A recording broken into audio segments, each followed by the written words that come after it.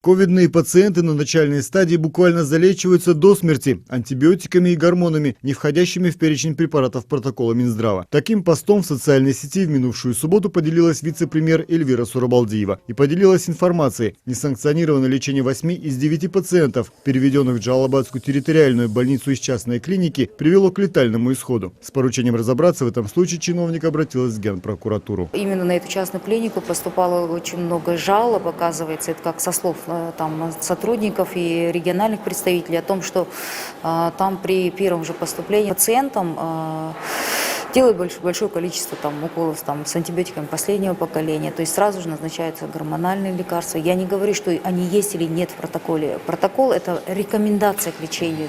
Там существуют определенные схемы лечения. Поэтому все это сейчас изучается. Было дано поручение республиканского штаба, и мы ждем результатов уже с мест о том, что произошло.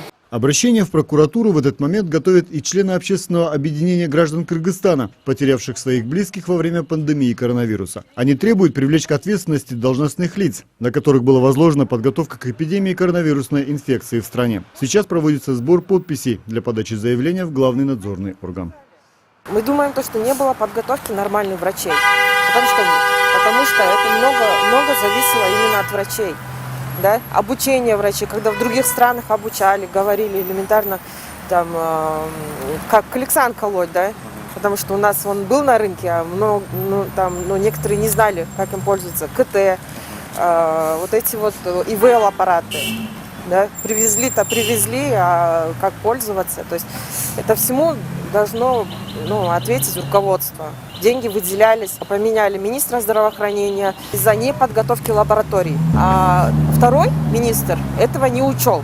Лаборатории также не были подготовлены. После чуть более 2 недель прогрессирования заболевания в июле от коронавируса Эрыскан Зулпукарова потеряла 55-летнего отца. Самые ближайшие родственники, по ее словам, имеют право истребовать в Минздраве посмертный эпикриз, в котором описаны состояние, диагноз, причины или хотя бы обстоятельства смерти пациента. Они забирают их, чтобы потом сравнить, чем лечили и не смогли помочь их близким медики. Где-то, может быть, выяснится, что именно неправильное лечение могло стать причиной трагического исхода. Между тем, замглавы Минздрава Мадамин Каратаев говорит о том, что при существующем финансировании и состоянии отрасли медики Кыргызстана сделали почти невозможное. При почти полной зависимости от импорта и отсутствия собственного производства не только лекарств, но и средств индивидуальной защиты. Что касается цен на лекарственные препараты, подскочивших летом в разы, Минздрав не имел полномочий запретить аптекам взвинчивать цены. На это не было законного механизма, говорит чиновник. Никто не скрывает. Проверяйте, идите, посмотрите, где, что, Минздрав в своем складе, что ли, их держит. Если, допустим, 363 у нас учреждений, я же должен каждого главного врача, что надзиратель быть, что ли? Где персональная ответственность? Давайте вот так будем говорить. Никто никого не, защищает. Каждый взрослый человек должен за свой поступок ответить. Коль был вопрос, давайте от чего умерла, где, у кого, если упущение было у главного врача, у врача, например, так, пусть несут, я не говорю, пусть несут соответствующую ответственность.